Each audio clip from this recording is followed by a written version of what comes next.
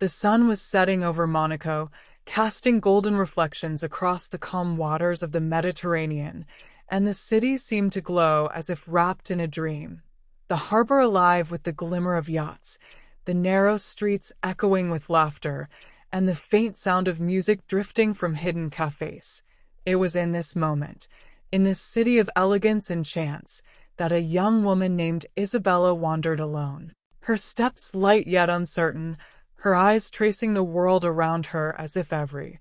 detail carried a secret. She had come to Monaco for a short escape, a weekend to herself, a place where she could breathe in the sea and forget the rush of her everyday life, and she found herself walking along the promenade, her dress catching the evening breeze, her heart open to nothing in particular, yet unknowingly preparing for everything. On the other side of the street, a young man named Adrian moved with quiet confidence, not the kind born of arrogance, but of someone who lived in the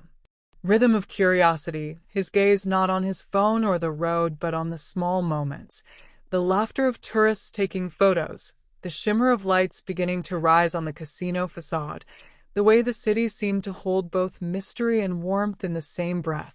He had not expected anything remarkable to happen that night, just a stroll after a day of work, a glass of wine perhaps later. Yet fate often weaves its magic when one least expects it. Isabella stopped for a moment by the railing, overlooking the harbor, watching how the sea carried the glow of twilight like a canvas of fire and silver, and just as she leaned forward to take a picture, her scarf slipped from her shoulders, lifted by the mischievous wind, floating like a ribbon caught between freedom and loss. Instinctively, Adrian moved faster than thought, his hand reaching out, catching the scarf before it could dance its way down into the water. And in that instant, two strangers became connected by the fragile thread of chance. She turned, her eyes meeting his, surprised but smiling, and he handed her the scarf with a small bow as though it were part of a timeless ritual, and she thanked him with a soft laugh that seemed to blend with the evening air. Their words at first were simple, the kind exchanged by strangers in a polite encounter, but the way their voices carried, the way their eyes lingered just a moment too long, spoke of something more than coincidence. The streets bustled around them, but in their small circle of shared space, time slowed. The city became quieter, and it felt as if Monaco itself had paused to witness the beginning of something tender. Neither Isabella nor Adrian knew what this meeting would become, but both felt the spark of curiosity, the kind that makes you want to take one more step, ask one more question, and stay just a little longer than you planned. Adrian noticed the way Isabella's eyes sparkled when she laughed, not loudly, but softly, as if she were both surprised and delighted by the tiny accident of the scarf, and he found himself asking, almost without thinking, if she would like to take a walk together along the harbor since the evening was still young. And though she hesitated for just a heartbeat, she agreed, because something in his tone felt safe, genuine, and curious. They began to stroll side by side, the city buzzing gently. Around them, the sound of luxury cars on the distant boulevard mixing with the laughter of couples and the faint murmur of the sea, and for a moment Isabella wondered if this was real or just a dream painted by the night. Adrian asked her where she was from, and she told him she lived in Florence, that she was an art historian who had always been fascinated by beauty, whether in paintings or architecture or the fleeting colors of the sky, and as she spoke her hands moved in small gestures, as though she were painting her words in the air, and he listened with full attention, as if every sentence carried a melody worth remembering. When she asked about him, he admitted he was an architect living in Nice, often visiting Monaco for work or leisure, and that for him the city was not just a place of glamour but of inspiration, where light and structure met in ways that reminded him how fragile and yet powerful design could be, and she smiled at the coincidence. Two lives tied to art, though in different forms, both shaped by the search for beauty. They walked past the glittering yachts where strings of lights shimmered like constellations on the water, and Isabella confessed that she had always wondered what it must feel like to live a life on such a boat, not because of wealth, but because of the endless horizon, The sense that each morning you could wake up with the world spread open before you. And Adrian, hearing her words, saw that she was not like the fleeting faces that often passed through Monaco chasing glamour alone, but someone who looked beyond surfaces, someone who felt deeply. They passed through a small square where musicians played violins beneath the soft glow of lanterns, and the air seemed to carry their music straight into the heart, slowing their steps as if to honor the melody. And without realizing it, Isabella found herself standing closer to Adrian, close enough to feel the warmth of his presence, not yet a touch, but the promise of one. He asked her if she would like to have a coffee at a nearby cafe, one tucked away from the main streets, a place he liked because it still felt authentic amidst the luxury, and she agreed, drawn by both the suggestion and the sound of his voice when he said it. They entered a small cafe with ivy climbing its walls and soft lights hanging low, and they sat outside where the night breeze carried whispers of the sea. And the waiter brought them cappuccinos, though it was late, and they lingered over the cups as though the act of sipping slowly was an excuse to let the conversation stretch endlessly. They spoke of travels, of books they loved, of memories they never thought they would share with a stranger, and yet here they were, weaving a delicate tapestry of words under the Monaco sky. Isabella caught herself laughing more freely than she had in months, and Adrian felt a sense of ease, as though he had known her longer than a single hour, and both of them, in their own hearts, wondered what invisible thread had pulled them together on this night in this city, with the sea listening like an old friend. As the clock ticked quietly inside the cafe, the world outside seemed to move faster, but at their small table time remained still, and though they had only just met, something unspoken began to grow between them, something fragile yet undeniable, like the first star rising in the darkening sky above Monaco. When the waiter finally cleared their cups and the cafe grew quieter, Isabella realized how late it had become, and yet she felt no heaviness in her heart, only the warmth of conversation and the lingering glow of the night. And as she stood, Adrian offered to walk her back to her hotel, not as a formality but as a genuine wish to prolong the moments they still had. And she accepted with a smile that seemed to reassure him he was not overstepping. They walked through narrow streets where the walls whispered history, past balconies draped with flowers and the occasional sound of laughter from windows above, and the city seemed different now, gentler, more intimate, as though it too knew something delicate was beginning. Isabella told him she had planned to leave Monaco the next afternoon, but now, for the first time, she felt a pang of regret, because she had only just begun to discover a layer of the city she would never have found on her own, a layer revealed not by landmarks, but by connection. Adrian hesitated, then said softly that perhaps they could meet once more before she left, maybe in the morning by the gardens overlooking the sea, a place where the view seemed endless and the quiet allowed words to breathe, and she agreed almost immediately, surprised at how natural the answer felt, as though the decision had already been made in her heart. When they reached her hotel, they paused outside the entrance, and for a long moment neither moved, their silence speaking more than words could, the distance between them small yet filled with a tension that was not uncomfortable but alive, like the anticipation before music begins. She thanked him for the evening, her voice low, her eyes reflecting the soft glow of the streetlights, and he answered not with grand gestures but with a sincerity that touched her, telling her how rare it was to meet someone who made the world feel slower, kinder, more meaningful in such a short time. They said good night without promises but with a certainty that they would see each other again, and as she entered the hotel, Isabella felt her pulse quicken, her mind replaying every glance, every smile, every word, while Adrian walked away slowly, carrying the image of her into the night like a secret he did not want to let go of. When Isabella finally lay in bed, the city outside still humming softly, she realized she could not remember the last time she had felt this alive, and she whispered to herself that tomorrow could change everything. Adrian, in his apartment across town, stood by his window looking out at the dark sea. The scarf he had caught for her folded neatly on his chair, and he smiled at the thought that something as fragile as a gust of wind could alter the direction of two lives. And as the city of Monaco slept, two hearts, once strangers, now beat with a quiet anticipation of the morning yet to come. The morning sun rose gently over Monaco, washing the city in soft shades of gold and pink, and Isabella, after a restless night filled with dreams that blurred into thoughts of Adrian, found herself walking toward the gardens that overlooked the vast blue of the Mediterranean, her heart beating a little faster with each step. The Jardin Exotique was quiet at that hour, the air fresh with the scent of flowers and salt carried by the breeze, and when she reached a shaded path lined with stone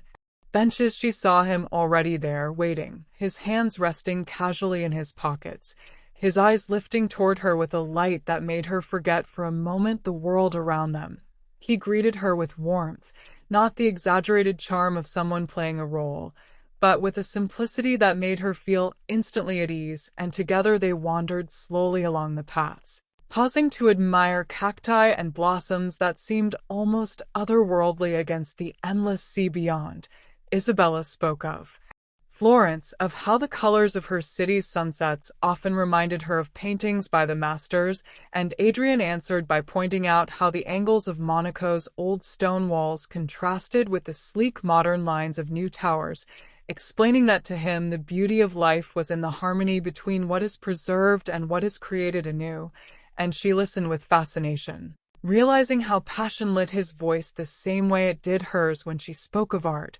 They found a bench beneath an arch of flowering vines and sat together, watching as a yacht left the harbor far below, its white trail stretching into the open horizon, and in the silence that followed their words they felt no need to fill the space, for it was enough simply to share it. Isabella noticed the way his hand rested close to hers, not quite touching but near enough that she felt the warmth, and though she told herself it was too soon, her heart beat with the awareness of how natural it would feel to close the distance. Adrian turned to her then, his voice softer, telling her he was glad the scarf had flown from her shoulders the night before, for without that small accident they would not be here now, and she laughed gently, admitting she too had thought about how fragile the chain of moments could be, how easily life could have led them away from one another, and yet here they were, brought together by chance but bound already by something deeper. They walked on, exploring hidden corners of the garden where fountains whispered and birds darted between branches, and each step seemed to draw them closer, not only in distance but in trust. At one point, Isabella stopped to take in the vast panorama of the sea stretching endlessly before them, and Adrian, standing beside her, felt that the sight of her against the horizon was a picture more beautiful than any design he could ever create. A picture he wished somehow to keep forever. Time slipped by unnoticed until noon approached, and though Isabella knew her departure from Monaco was drawing nearer, she could not bring herself to mention it, for the thought of leaving felt heavier now than she had expected. Adrian sensed it too, the shadow of time intruding on their brightness, and yet he chose to say nothing, letting the moment live fully, as though by not naming the end he could stretch their beginning. They left the gardens hand in hand at last, a gesture that came so naturally neither of them questioned it, and as they walked back into the lively streets of Monaco, the city no longer seemed like a backdrop to their meeting, but like a witness, holding within its stones and see the quiet birth of a love story still unfolding. The afternoon sun bathed Monaco in a brilliance that made the marble streets gleam and the colors of the buildings more vivid, and Isabella, though fully aware that this was her last day in the city, allowed herself to walk beside Adrian as though time belonged entirely to them, their steps unhurried, their conversations flowing with an ease that made strangers glance at them as if they had been together for years. They wandered through the narrow lanes of the old town, where the smell of fresh bread drifted from bakeries and balconies overflowed with flowers spilling into the light, and Isabella paused often to admire the charm of simple details, the shape of a doorway, the quiet hum of a fountain, while Adrian watched her more than the city itself, realizing that everything became more beautiful simply because she was there to notice it. At one point they climbed the hill to the prince's palace, standing before its grand facade with its views stretching across the harbor end. Isabella laughed softly, saying she felt like a character in a story too grand for her ordinary life, but Adrian shook his head gently and told her she carried her own kind of royalty in the way she saw the world, a compliment that made her cheeks warm though she pretended to brush it off. They lingered in the palace square watching children chase pigeons, and for a while they sat on the stone steps sharing gelato, laughing over flavors and letting the sweetness melt into the afternoon air. And though it was such a simple moment, it etched itself into their hearts as something precious, because they both knew that endings often make beginnings feel sharper, more alive. Later, as the golden hour approached, Adrian led Isabella to the cliffs where the ocean stretched boundless, and the two stood in silence as the wind lifted her hair and the horizon seemed to whisper promises of faraway places. And he felt the weight of words pressing on his chest, words he wanted to speak but feared would only remind her that she would soon be gone. Isabella too carried unspoken feelings, her heart aching with the knowledge that sometimes the most beautiful connections appear only to test how much we can treasure them in the little time given. When the sky shifted to orange and pink, Adrian finally broke the silence, telling her that in all the years he had walked these streets he had never felt the city so alive until now. And she turned to him with eyes that shimmered as if reflecting both the sunset and the emotions she could not hide, and she whispered that perhaps the city itself had been waiting for them to meet. As they descended back into the lively streets, night began to spread over Monaco once more. The lights of the harbor yachts, flickering like stars, returned to earth, and the two of them knew that every moment that passed now carried a weight of farewell. Yet instead of pulling them apart, it drew them closer. Each glance longer, each brush of their hands more electric, until finally, walking along the promenade, Adrian gently took her hand fully in his. No hesitation, no question, and Isabella squeezed back with quiet certainty, as if to say that no matter how fleeting, this bond was real. And though the city moved around them in its usual rhythm of luxury and laughter, for Isabella and Adrian the night became a world of their own, fragile and infinite at once. The last chapter of a day they would remember forever.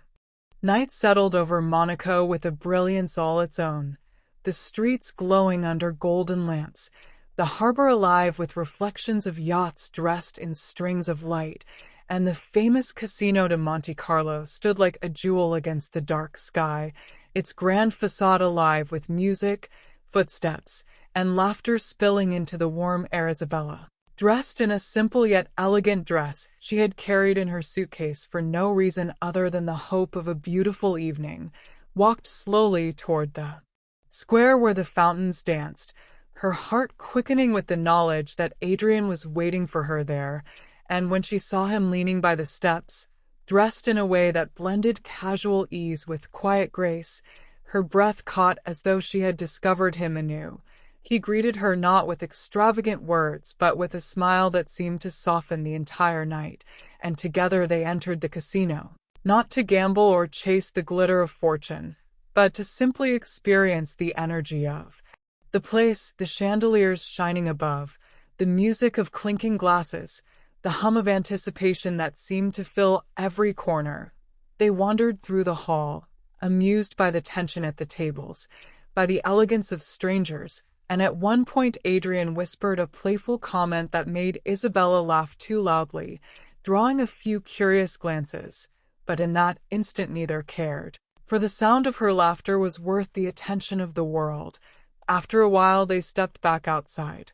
preferring the quieter intimacy of the night air, and Adrian suggested they walk along the sea where the waves kissed the rocks below the promenade, and Isabella agreed, relieved to escape the glittering noise for the softer rhythm of the ocean. They strolled slowly, their shoulders brushing, the distant hum of the city fading into the steady song of the tide, and Isabella felt as though the world had narrowed down to just the two of them, a fragile bubble of time that nothing could touch. Adrian spoke then, not in grand declarations but in words that carried sincerity, telling her that meeting her had reminded him of the simple truth that beauty was never in marble or stone alone but in connection, in the way someone could change the air around you just by being there. And Isabella felt her throat tighten as she whispered that she too had not expected her heart to open in such a way, not here, not now. And yet it had, completely. They stopped at a quiet stretch of railing where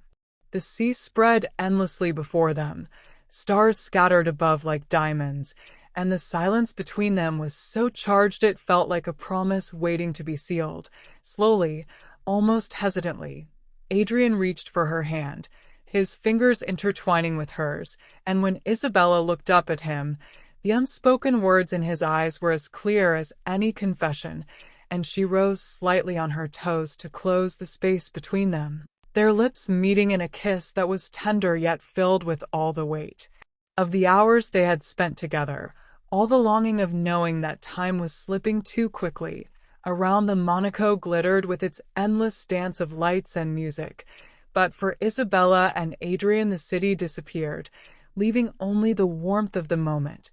the certainty that even if tomorrow carried her away, this night would remain etched in their souls forever. When they finally parted, their foreheads resting together, neither spoke, for words were too small for what they felt, and the sea itself seemed to carry their silence like a vow. Morning returned to Monaco softer than the night before, the sky painted in pale blues and gentle gold, and Isabella stood by her hotel window watching the harbor awaken, yachts stirring like giants stretching after sleep, and her heart felt heavier with each passing minute because she knew this day meant leaving. She packed slowly, not because she needed the time but because every movement felt like a countdown. And when she finally stepped outside with her suitcase, Adrian was already waiting near the entrance, his presence steady and calm though his eyes carried the same quiet sadness she felt. They walked together through the streets without rushing, letting the city's morning rhythm surround them. The vendors opening their shops, the smell of fresh croissants drifting through the air, the bells of the cathedral echoing softly above, and each sound, each detail seemed sharper now, as if Monaco itself wanted to be remembered by them both. Reaching the promenade one last time, they stopped to watch the sea, its endless horizon reminding them of both possibility and distance, and Isabella whispered that she wished she could freeze time, that this moment could stretch forever, and Adrian took her hand, replying that though moments end, memories do not, and that what they had found here would live in them no matter where they went. She smiled, though her eyes glistened, and he brushed a strand of hair from her face with a tenderness that made her heart ache, and for a long breath they simply stood there, silent, holding on as if the world had narrowed to just their hands joined and the sound of waves below. When the time finally came, they walked together toward the station where her train would take her away, each step echoing louder than the last, and as they stood by the platform Isabella felt the weight of goodbye pressing on her, heavier than her suitcase, heavier than the miles that would soon stretch between them. Adrian looked at her, his voice steady but low, telling her that he did not believe in chance anymore, not after this, and that somewhere, somehow, they would find each other again, and Isabella, with tears she did not hide, whispered that she believed him. The train's whistle pierced the air, a sharp reminder of time's indifference, and with one final embrace that lingered like a promise, she stepped aboard, turning once more to see him standing there, his figure framed against the glittering city she had come to love, and as the train began to move, she pressed her hand to the glass, holding his image as tightly as her memory would allow. Adrian watched until the last carriage disappeared, then stood quietly, the scarf he had once caught for her now folded gently in his hand like a symbol of everything they had shared, and though the platform grew empty, his heart remained full, carrying not the loss of goodbye but the certainty of a beginning written by fate. And as Monaco continued its eternal rhythm, the story of Isabella and Adrian lingered in the air like the echo of waves, reminding the city that love, no matter how brief, has the power to make time eternal.